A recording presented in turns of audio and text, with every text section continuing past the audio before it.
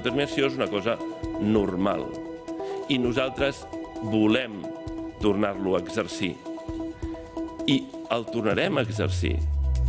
Buenas noches. Los golpistas han vuelto a tener voz en el Parlamento de Cataluña. Oriol Junqueras y el séquito de exconsejeros han acudido hoy a la Cámara Autonómica para comparecer en la comisión del artículo 155.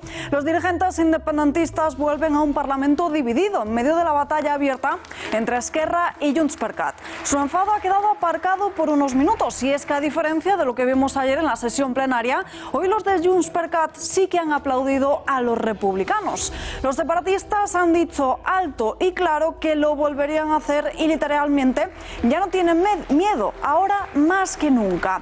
Ese ahora suena a que se avecina esta reforma del Código Penal que el PSOE quiere llevar a cabo para así rebajar tipos penales como el delito de sedición, algo que conllevaría un beneficio para los encarcelados. Junqueras ha cubierto su declaración de un tono muy político, una comisión que hoy ha servido de plataforma de propaganda separatista.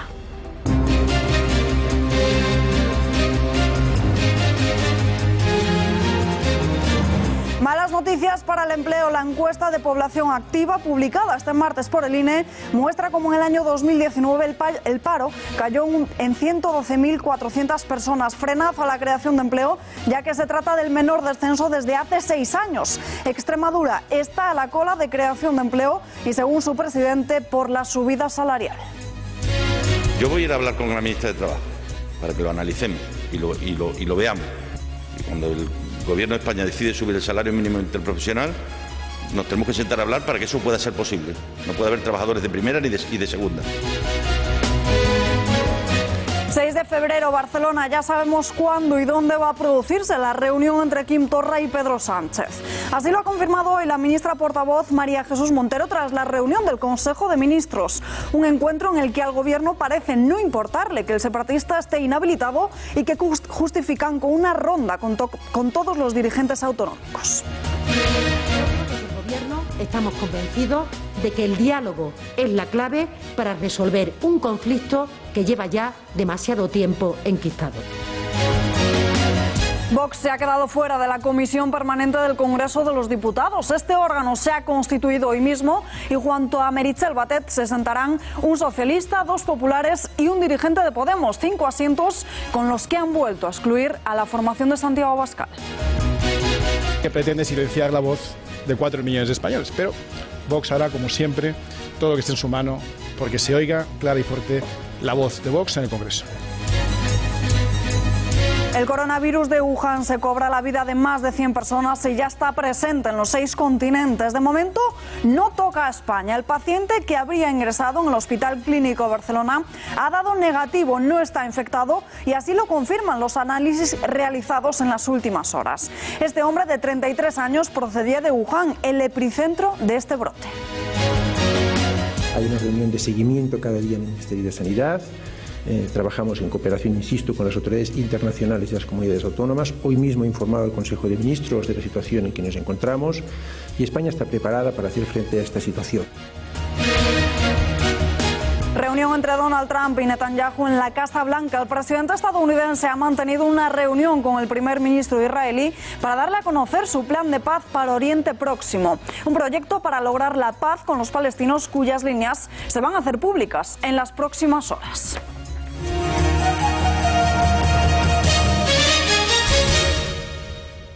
Bueno, respecto al salario mínimo, lo que hemos visto es un acuerdo entre la patronal, entre COE, entre la patronal de las pymes, entre CEPIME y los sindicatos. Y, por tanto, yo creo que la primera noticia relevante y que hay que poner de manifiesto es que no es una decisión unilateral, es una decisión acordada en el marco del diálogo social y, por tanto, son los interlocutores, son los empresarios, son los sindicatos los que están viendo cuál es la capacidad de actuación que hay en el mercado de trabajo en relación a este asunto, ¿no? Iremos siguiendo con atención cuál es la evolución del empleo, pero lo que estamos viendo es cómo en este año los datos de creación de empleo no son en absoluto negativos.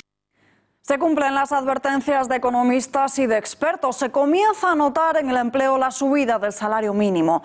El alza salarial hasta los 900 euros de los apenas 740 anteriores ha provocado que la creación de empleo se haya moderado. Una vez más, el mercado laboral en España muestra luces y sombras, y es que el paro bajó en 112.400 personas en el año 2019, pero se trata de su menor descenso desde el año 2013. Estos datos suponen un 3,4% menos que en el año 2018.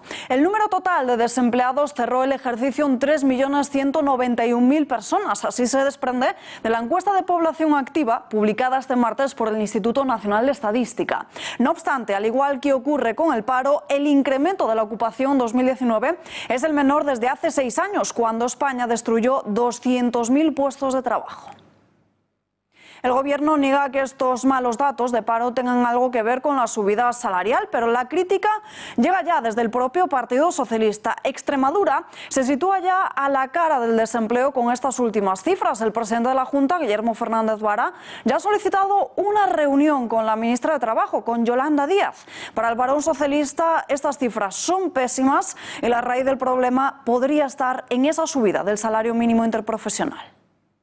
Está produciendo el salario mínimo interprofesional la salida de trabajadores de la economía reglada a la economía sumergida. La realidad es que es un salto tan espectacular en apenas un trimestre que algo ha pasado. Yo voy a ir a hablar con la ministra de Trabajo para que lo analicemos y lo veamos. Yo creo que esto no es un problema solo de medias verdades. Todo el mundo tiene su razón. Y cuando el Gobierno de España decide subir el salario mínimo interprofesional, nos tenemos que sentar a hablar para que eso pueda ser posible. No puede haber trabajadores de primera y de segunda. En el otro lado de la lista está Madrid. La capital es la comunidad que más empleo genera de toda España. Es líder en crear puestos de trabajo gracias a las políticas de reducción de impuestos que está aplicando la comunidad. La presidenta Isabel Díaz Ayuso ha celebrado esta tasa de paro, que es la más baja desde el año 2008. Lo que hemos conocido hoy a través de los datos de la EPA es que Madrid sigue generando confianza, sigue empleando. De hecho, por primera vez desde el año 2008 hemos bajado de los 2 dígitos y ahora mismo la tasa de desempleo se sitúa en el 9,99, que es la más baja de España. También es la comunidad donde el Producto Interior Bruto ha crecido más y donde más inversión extranjera llega. Y el empleo, además, ha crecido sobre todo entre los mayores de 55 y las mujeres. Y eso es sobre todo fruto de políticas liberales que defendemos en la Comunidad de Madrid, que versan sobre todo en la libertad y en la confianza en los empresarios y en los ciudadanos. Ante el paro de 2019, el Partido Popular va a intentar frenar al Gobierno desde el propio Congreso de los Diputados. Pretenden que no se derogue la reforma laboral que aprobó el Ejecutivo del Partido Popular con Mariano Rajoy en el año 2012. Si esto ocurre, a juicio del grupo de Pablo Casado, significaría un mazazo para el mercado laboral y sobre todo de los jóvenes. Esos son oportunidades truncadas, frustración, personas que se quedan descolgadas en su juventud. Y que tienen que afrontan los próximos años o el horizonte con profunda preocupación y a los que nos tenemos que dirigir y a los que tenemos que buscar proteger. Y nosotros vamos a presentar hoy mismo una proposición no de ley para evitar la derogación de la reforma laboral, porque consideramos que esa derogación sería la puntilla a la situación del mercado laboral, la puntilla a la protección, defensa, mejora y fortalecimiento del mercado laboral que iniciamos el Gobierno del Partido Popular en su día y que este Gobierno pone gravísimamente en riesgo. Análisis de estas cifras de empleo con Xavier Orcajo, periodista y director de Pulso Económico. Xavier, muy buenas noches. Buenas noches, Alba. ¿Por qué son tan malos estos datos? Hombre, son malos por varias circunstancias. La primera, disminuye y bastante, 160.000 empleos, la capacidad de generar empleos de nuestra economía. Pasamos de 566.000 a apenas 402.000. Y esa diferencia es lo que implica que nuestra economía se enfríe, que nuestra capacidad de contratar sea lamentable. Eso lo reflejan estos datos. Aquí los ven. Vean cómo seguimos teniendo 3.191.000 desempleados, 13,78%. Ojo, 13,78% de desempleo. Pero hay comunidades como Extremadura, como Andalucía, como Canarias, como Ceuta, como Melilla, que están por encima del 20%. Y hay muy pocas comunidades que estén por debajo del 10%, poquísimas. Esa es la historia del desempleo y hay que escudriñar en esos datos porque esos datos nos dan claves. Por ejemplo, ¿saben ustedes que el número de horas trabajadas en 2019 fue casi un 70% menos que las que trabajamos en 2018? Eso es lo que da muestra del impulso o de la falta de él, mejor dicho, en este caso de nuestra economía. Van a ver en términos de cotización a la Seguridad Social, donde se ha producido una cosa bastante milagrosa, que es un empujón de los nuevos cotizantes en el último tramo del año y bueno, eso parece que salva los muebles de una manera un tanto sospechosa que hay que explicar. Bueno, miren, es que estos datos cada vez sirven menos para interpretar la realidad. ¿Por qué? Pues porque hay gente que se queda en el paro y vuelve a trabajar y se vuelve a quedar en el paro 3 veces en un mes. Con lo cual, pues la estadística se desvirtúa y se desvirtúa mucho. Aún así, terminamos el año 2019 con 19,9 millones de cotizantes en la Seguridad Social. Eso es mucho o es poco, eso lo dirá lo que cotizan y ahí vemos que no es suficiente en absoluto, a pesar de este incremento mágico que hemos tenido en el último tramo del año. Tengo que decirles también, a propósito de esto de los empleos temporales, quiero que conozcan la media de cuánto duran esos empleos temporales. Pues apenas 49 días. Ahí tenemos otro problema sobre el que actuar en una política de empleo, esta que está demostrado que no funciona. Gracias, Xavier. Y la inhabilitación de Quim Torra no supone ningún problema para Pedro Sánchez. El gobierno socialcomunista sigue considerándole como el presidente de la Generalitat de Cataluña y ya marca fecha y lugar para la reunión entre el socialista y el separatista. Pedro Sánchez y Quim Torra van a mantener ese encuentro el próximo día 6 de febrero y el lugar escogido es Barcelona. Ayer el Parlamento Autonómico acató la decisión de la Junta Electoral y del Tribunal Supremo, retirando a Torra su acta de diputado. Moncloa da la espalda, hace caso omiso al Estatut de Cataluña, en el que se recoge la obligación de que el presidente catalán debe ser diputado en la Cámara catalana. Desde el Ejecutivo justifican esa reunión enmarcándola en una serie de entrevistas con los presidentes autonómicos. Nosotros, desde el Gobierno, estamos convencidos de que el diálogo es la clave para resolver un conflicto que lleva ya demasiado tiempo enquistado. Tal como se anunció, la reunión se va a iniciar en Barcelona y seguirá por las restantes capitales de comunidades autónomas a lo largo de los próximos meses.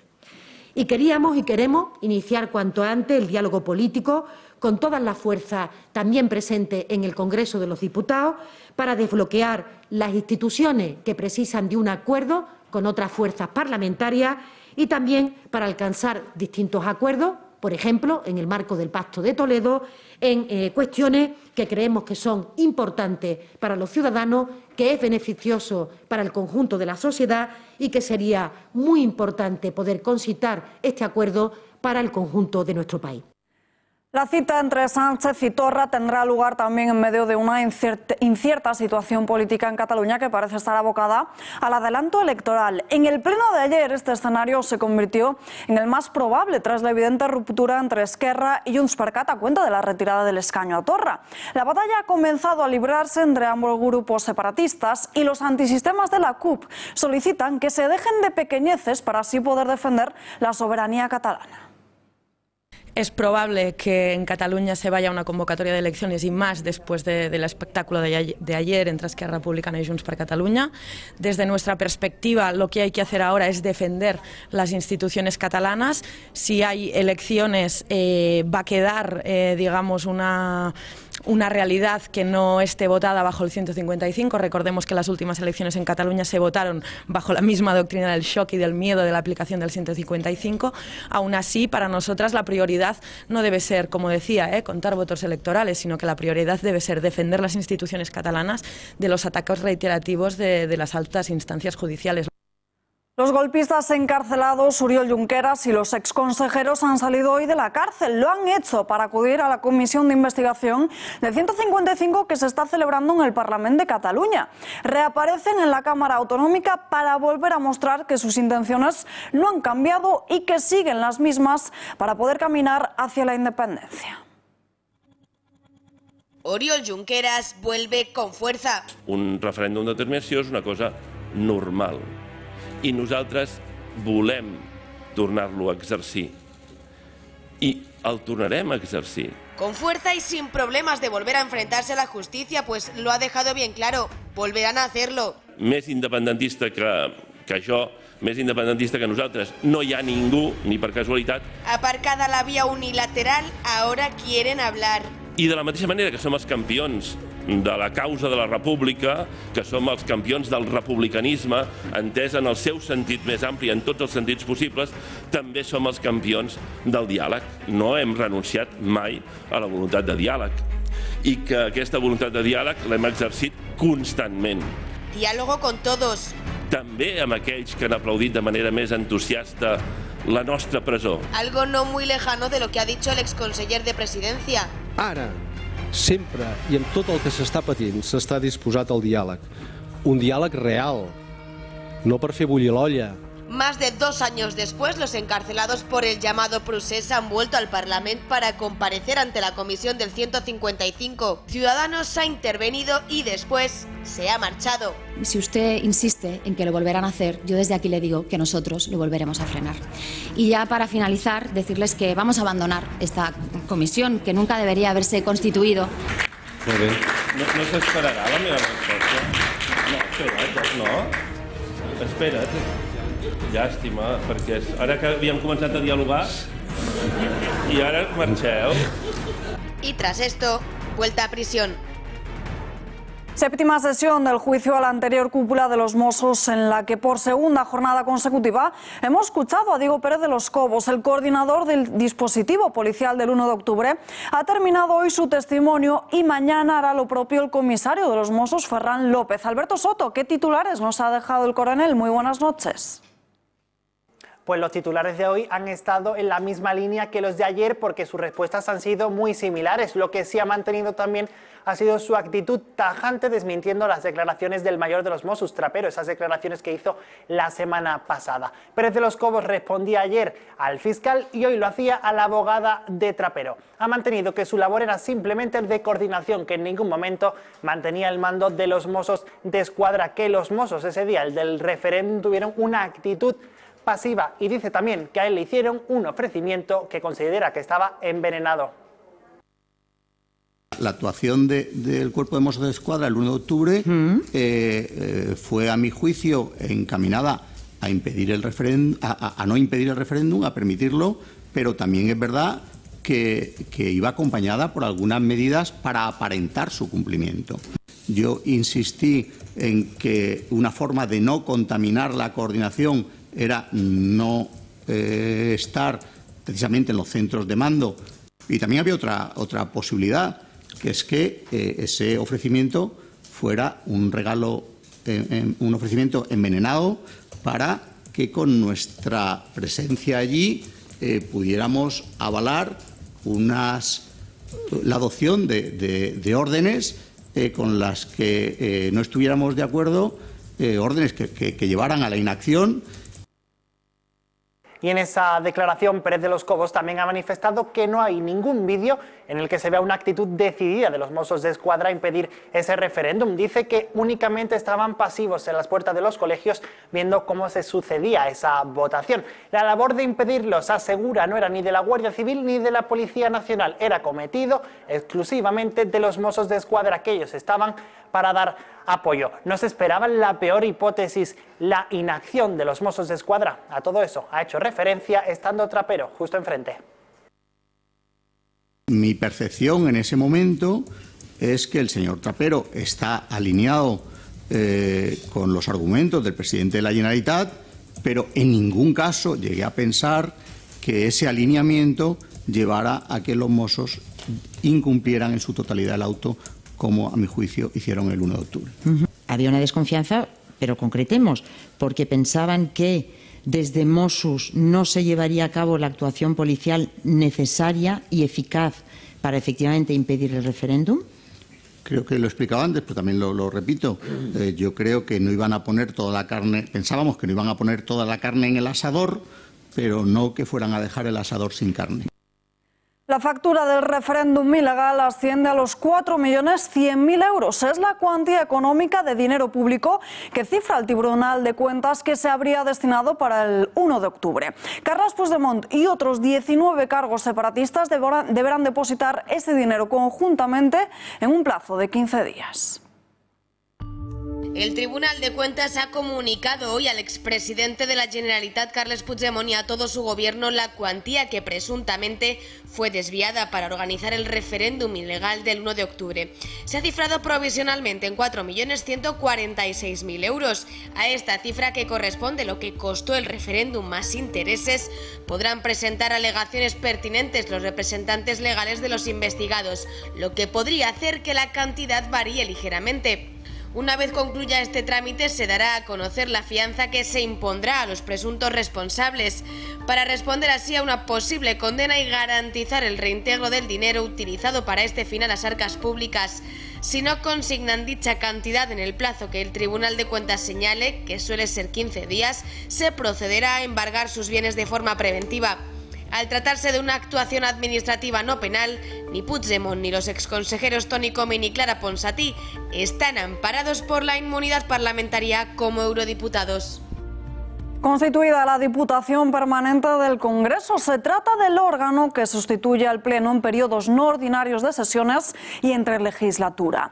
El Partido Socialista, el Partido Popular y Podemos se han hecho con los 5 puestos de la mesa, dejando fuera a Vox. Solo cuenta con 5 asientos, el de la presidenta del Congreso, más 2 vicepresidencias y 2 secretarías que suelen estar ocupadas normalmente por miembros de órgano del Gobierno del Congreso.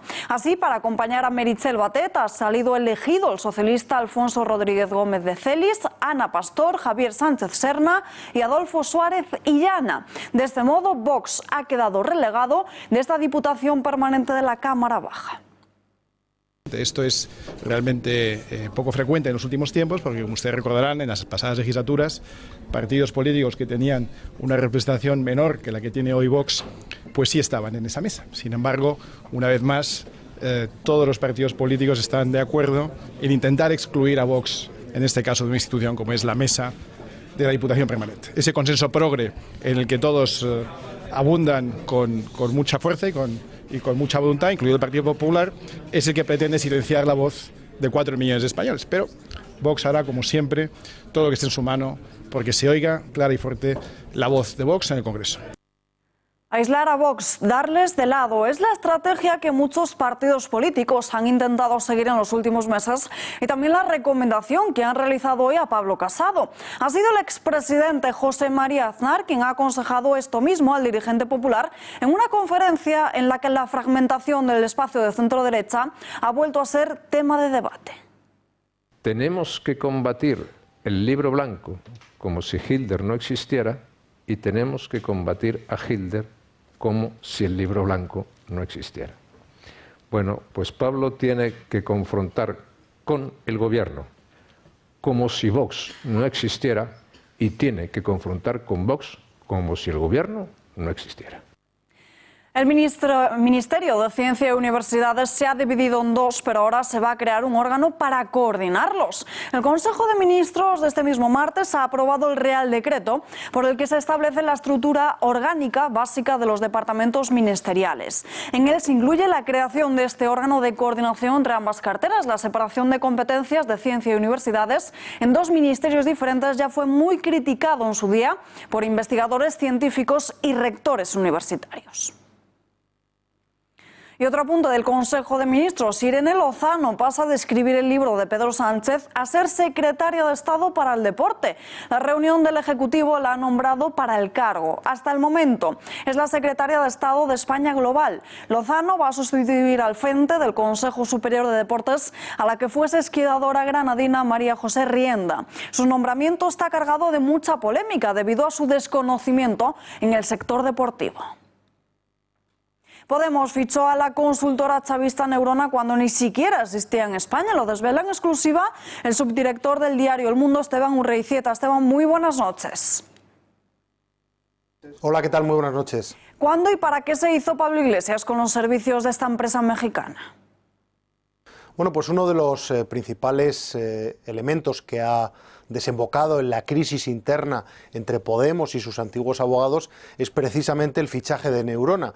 Y es que Podemos se fijó en esta empresa mexicana, esta consultora que habitualmente trabaja para gobiernos bolivarianos, para Venezuela, para Bolivia, para Ecuador, meses antes de las elecciones y cuando esta empresa no tenía ninguna ramificación y ninguna filial en España. Por lo tanto, Podemos llegó a proponer a sus servicios jurídicos la contratación de esta compañía cuando ni tan siquiera estaba inscrita en el registro mercantil español, y se le propuso a sus servicios jurídicos que dieran el visto bueno a ese contrato. Los abogados se plantaron por ese motivo y, como digo, fue uno de las razones que llevaron a la guerra interna entre los servicios jurídicos y el propio partido.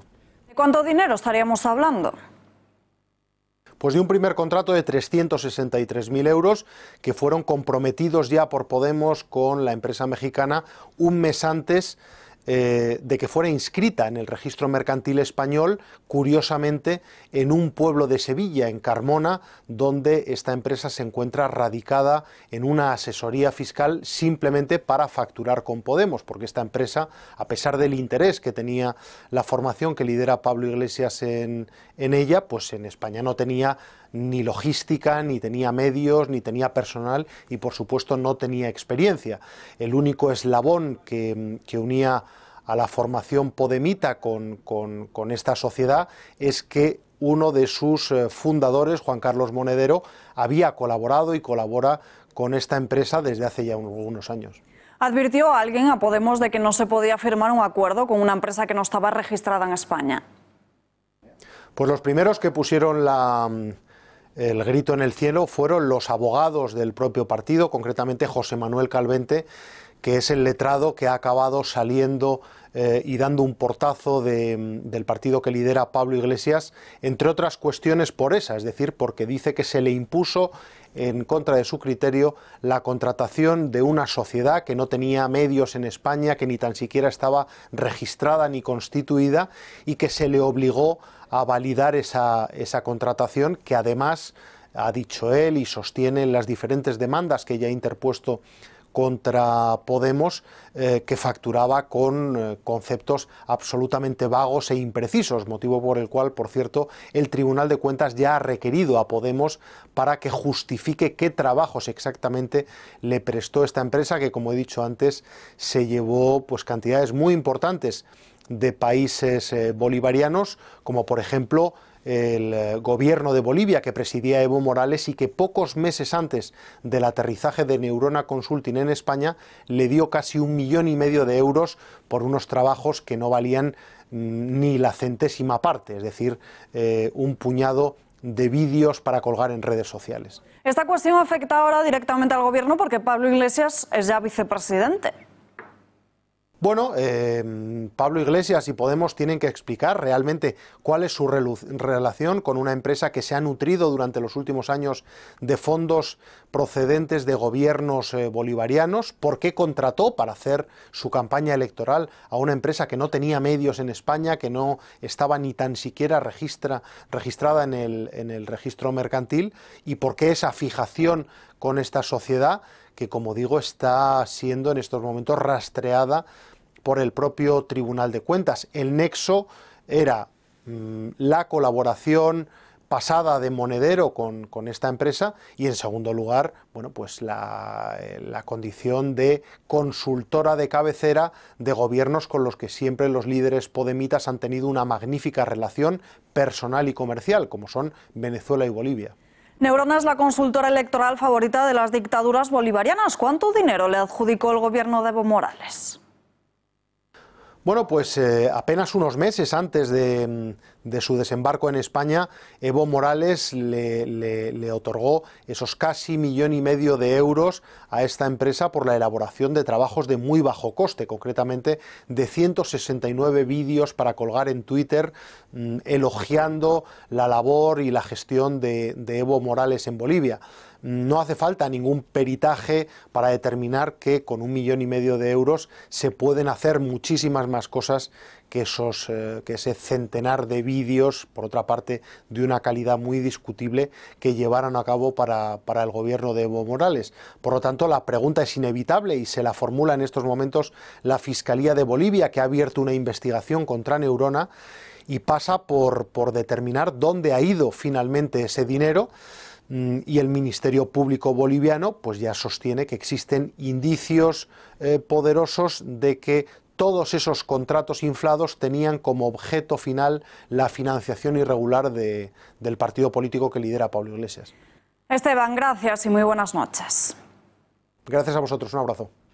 José Luis Ábalos continúa en el ojo del huracán por su reunión con la número 2 de Nicolás Maduro. El Partido Socialista ha cerrado filas en torno a él, defendiéndole públicamente, pero parece que esto no aleja la polémica. Íñigo Errejón, fundador de Podemos y ahora líder de Más País, ve ese encuentro como algo totalmente normal, pero sí que cree que no debería haberse ocultado. Que cuando uno está seguro de lo que está haciendo no tiene por qué ocultarlo.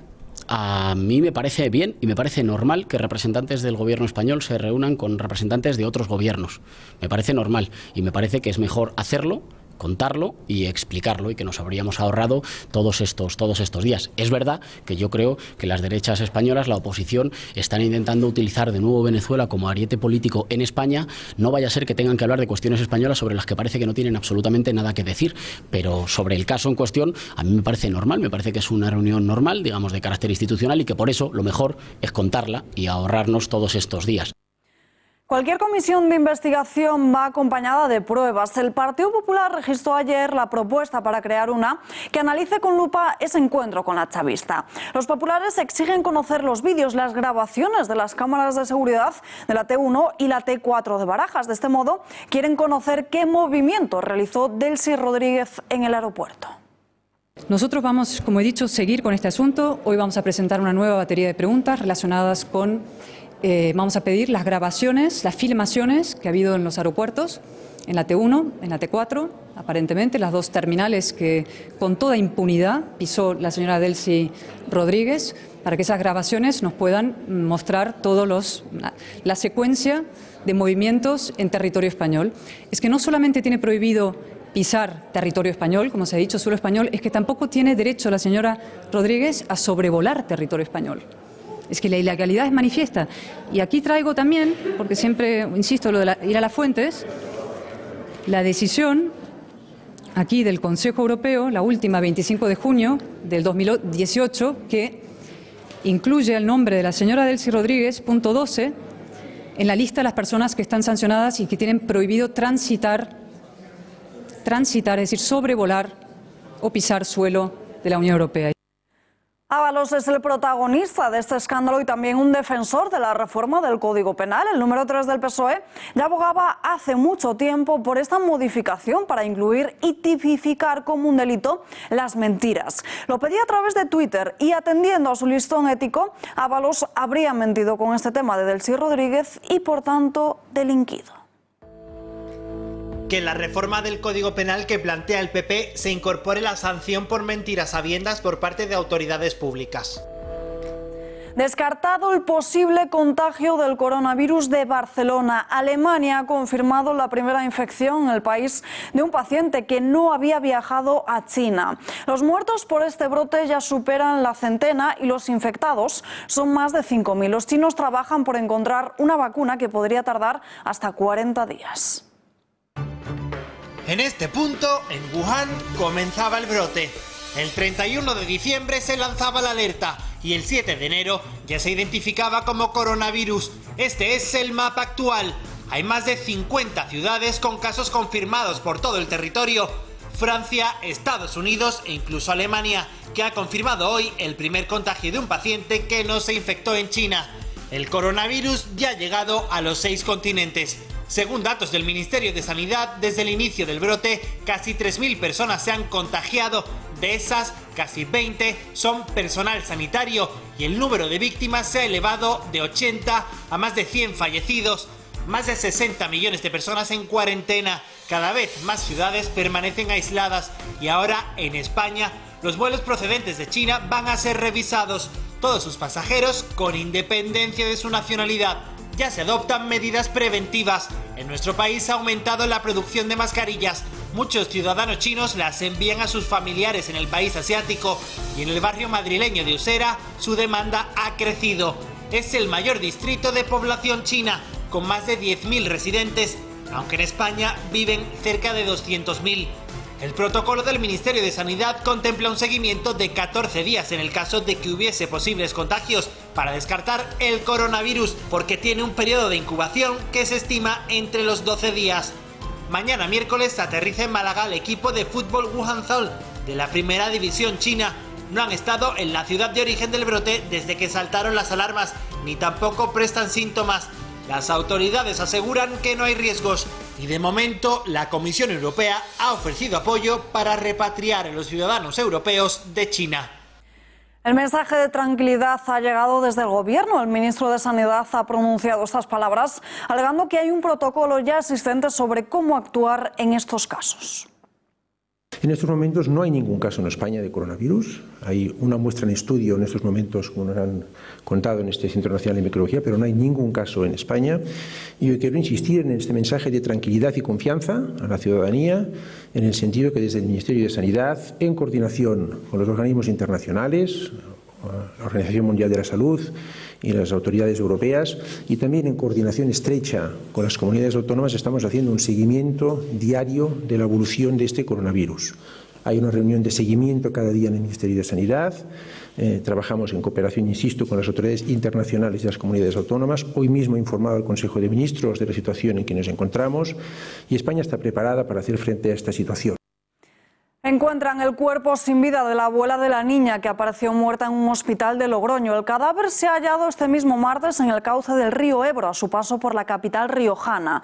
Un amplio dispositivo de la Policía Nacional se ha desplegado desde primera hora de esta mañana en la ribera del río. Los agentes iniciaron la búsqueda de esta mujer después de que en la mañana de este lunes se encontrase el cadáver de la nieta sin signos de externos de violencia. Buscaban a la abuela para así poder esclarecer lo que había sucedido. La madre está detenida, acusada de haber acabado con la vida de la hija. A la madre sí que sé, pero ella se fue con su pareja. Yo no sé si estaba viviendo en su casa, no sé, no tengo ni idea. Una persona que la has conocido, que la has tratado y de repente pues te pasa, digo, madre de Dios, pero yo no me cabe en la cabeza, si era una chica muy buena, si quería mucho a su niña. Tenemos ya aquí con nosotros a Serafín Giraldo, portavoz policial de UFP. Serafín, muy buenas noches. Hola, muy buenas noches. Bueno, lo acabamos de contar, la madre de esta niña está detenida. ¿Cómo avanza la investigación?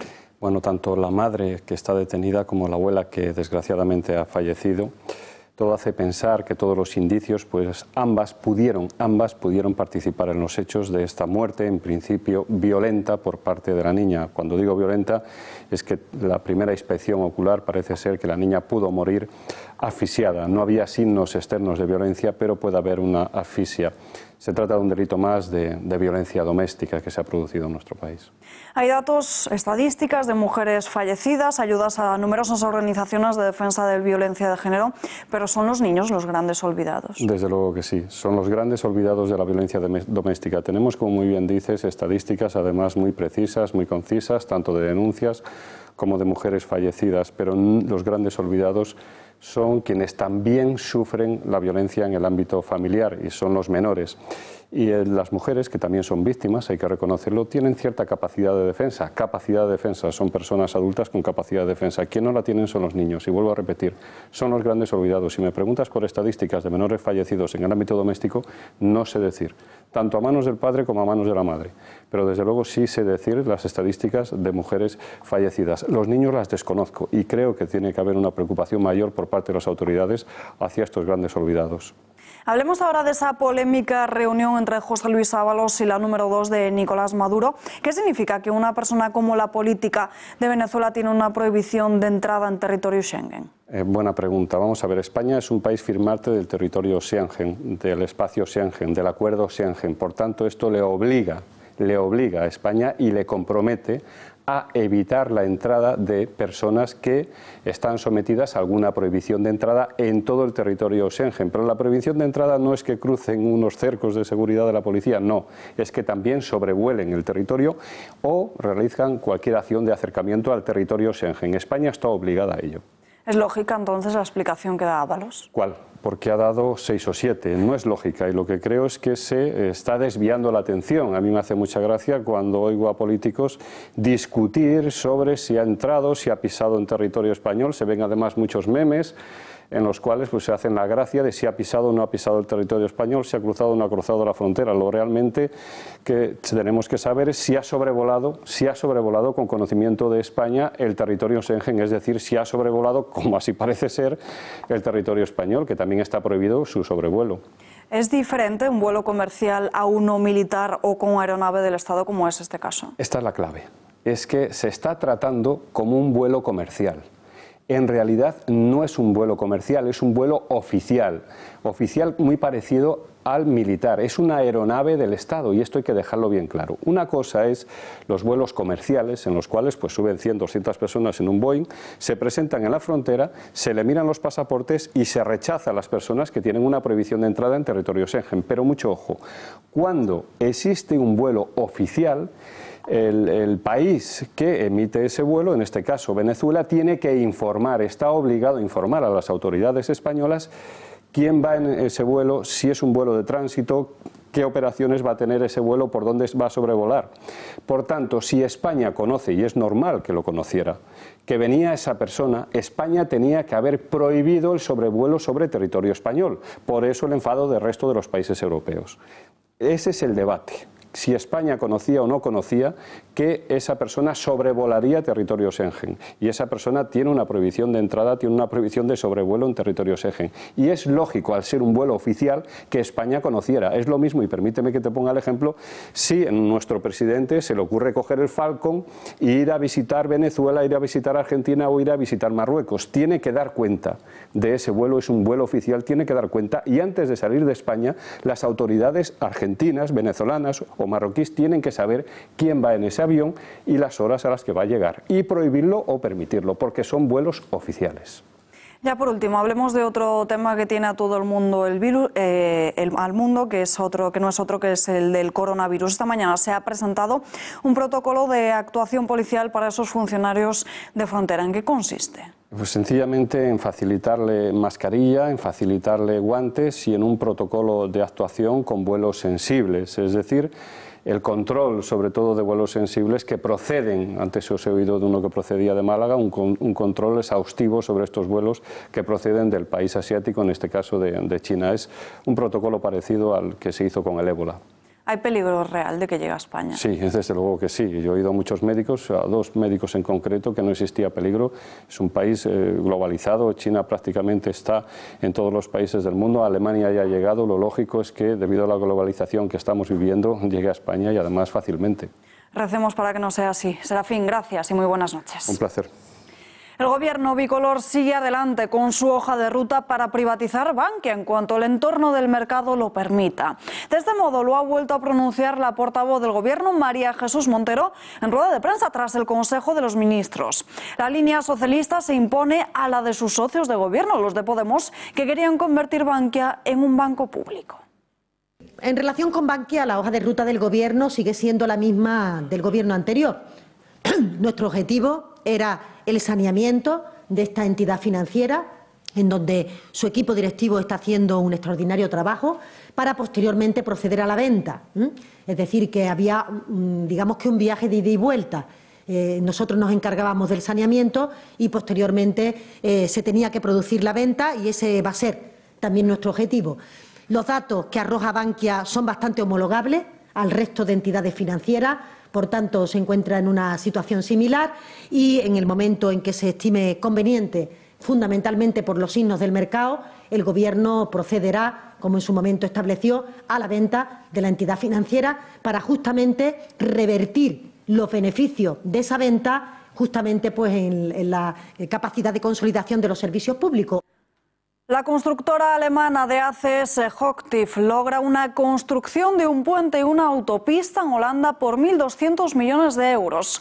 En las cercanías de Arnhem, la empresa va a extender la A15 por otros 12 kilómetros y va a ampliar los tramos de más de 23 kilómetros de la A12 y la A15, agregando algunos carriles adicionales. Además del diseño y la construcción, el contrato también incluye financiación, así como la operación y mantenimiento de la autopista hasta el año 2044. Se van a construir 45 puentes, 10 cruces de carreteras y barreras acústicas adicionales. Marcelino Fernández Verdes, el CEO de esta filial de ACS, ha reconocido que una vez más les complace ser premiados por un importante proyecto de infraestructura en los Países Bajos, tras el éxito de este proyecto de autopistas en los Países Bajos. Además, la sostenibilidad es uno de los puntos centrales del proyecto y desempeña un papel importante en el diseño y la construcción, así como en las operaciones de la autopista. Y esto refleja, por ejemplo, en un uso eficiente y reutilización de los materiales y métodos de construcción. Salvamento Marítimo ha hallado el cuerpo sin vida de uno de los pesqueros de Ruamar, el barco desaparecido en Algeciras. Ha sido un pescador el que ha encontrado el cadáver flotando en la costa entre Tarifa y Algeciras.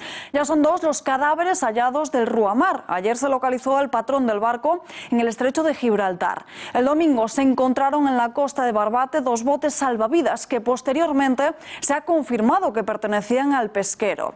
El lunes se reanudó la búsqueda del Ruamar y por 6º día consecutivo tratan de localizarlo con un operativo formado por Salvamento Marítimo, Guardia Civil y la Armada. Detenido el adiestrador de Pocahontas, había simulado el robo de la perra. Se trataba de una denuncia falsa. Al parecer le habían sustraído el animal 4 hombres de etnia gitana con los que tenía una deuda. Pocahontas, el animal de asistencia, estaba entrenada para ayudar a una adolescente con movilidad reducida y debería haber sido entregada el pasado miércoles a Clara. Los agentes de la Policía Nacional la localizaron en casa de su adiestrador, que ha sido ya detenido.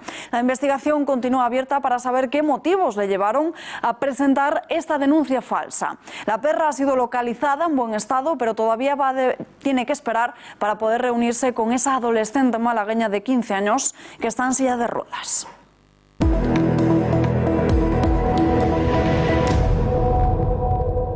La tensión continúa en Oriente Próximo. Donald Trump presenta su plan de paz a Netanyahu. El presidente de Estados Unidos recibió ayer en la Casa Blanca al primer ministro israelí. El encuentro se produjo a puerta cerrada en el despacho Oval. Desde la Casa Blanca confían en que Netanyahu se comprometa a implantar este acuerdo sin mayor dilación en las próximas 6 semanas. Este proyecto de paz con los palestinos se va a hacer público en las próximas horas. Este plan, conocido como Acuerdo del Siglo, se produce en medio de la campaña electoral en Israel, ya que el próximo 2 de marzo habrá elecciones, las terceras en menos de un año.